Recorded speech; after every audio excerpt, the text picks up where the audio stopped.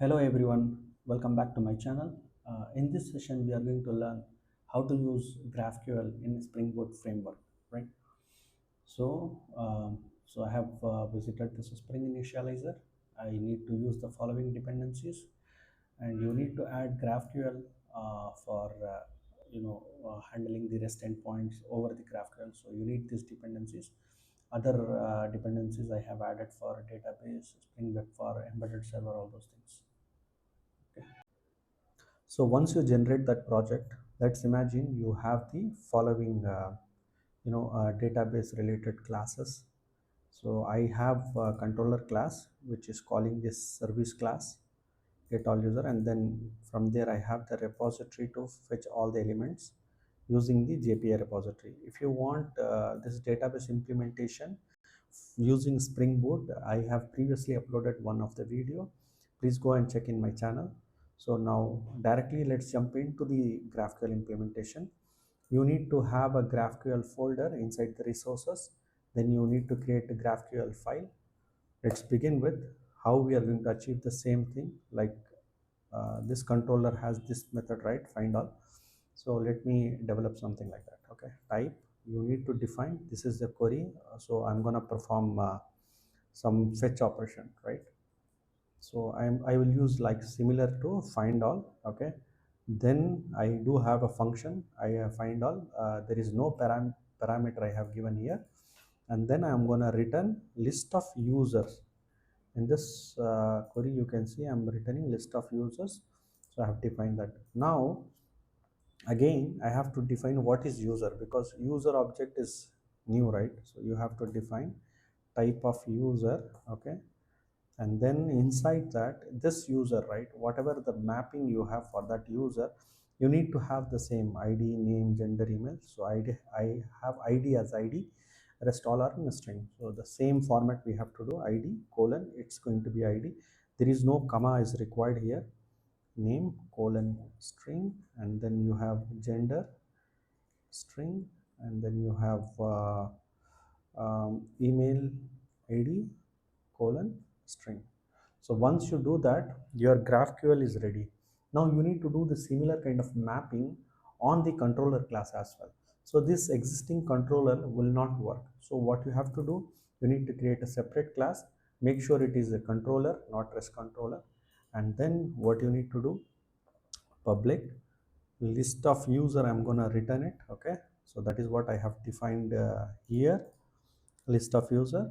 And then make sure you need to use the same name. We are not going to have something like name like we used to have in REST controller, right? Get mapping of you have defined it, it will be different here, but in GraphQL you need to have the same name like what you have defined in the schema. So in return, I'm going to use the service class to get all user, and I will return it. And on top of it, what we need to do, we have to define a query mapping. Once you do that, this will be mapped. Okay, let me restart the server. So as you can see, GraphQL is getting started.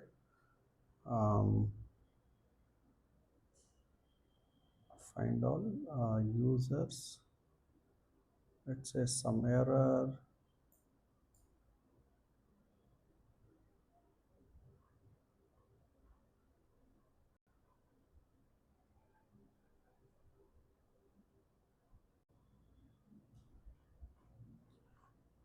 Okay, there is an issue when there are no parameters, you don't need to put the parentheses. Okay, restart this. So now I can see this application is up and running on GraphQL port, right? So you need to call this URL like your port slash graphiql. When you hit this particular endpoint, this will load automatically. Okay, and how we are going to achieve this? So I have this query. You just give the name that is for your local reference only, and then you need to use the curly braces. Then you type control space, it will show you whatever the functions. Now we have only find all. I'm gonna use that, and after the like we will use like a function. If you have parameter you can pass, if it is not there you don't need. And then use control space, you will see whatever the available options are present. Okay, so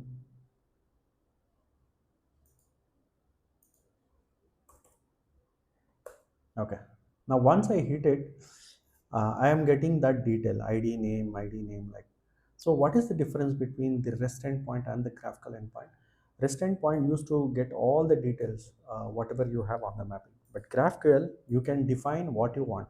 Now let's say I need only email ID, I don't need name. So let's imagine in a production environment you have a huge data, and every payload you have, a lot of records, right? So that can be avoided. Whatever the required information is you need, you can define that. Okay, if I need everything I have to define everything here. So similarly vendors, if I call this, you see I have got all the details, but you see this gender column is null, right? So I purposely created one error in my schema, just to show you why this is happening, because you have defined here as a genders, but in user class you see it is a gender, right? It's not as genders, right? So if I have to remove that and let me reload it and rerun it. By the time you make changes, the mapping will be correctly done. And let's refresh. Now you see it's error because it's not genders. So it has to be similar to what schema we have defined. Now if you run it, you will see the gender details are coming. Now how we can achieve it? If I have to get only that particular user, I don't want to get everything, right? So what you can do, let's create a new method, user by id, and then you have to return only the user. Here I have put a square brackets, right? Which means it's a list of array. So this is like a normal object, so I have to use similar to this. Instead of that, I have to go for query mapping, public user, and then this method name user by id. And in return I'm going to call this user service user by id. So I need to pass one param here. Okay, for that what I need to do, I have to call argument. Okay, argument integer of id. Okay, so this id, how I'm going to get it, I have already defined. So user by id I need to put here id colon, it's going to be a id. So you need to define, this is the variable and this is the data type for that variable. So let me restart this, and I have this user object already. It is going to be same, but it's not list of user. So you have to define multiple queries within the same block.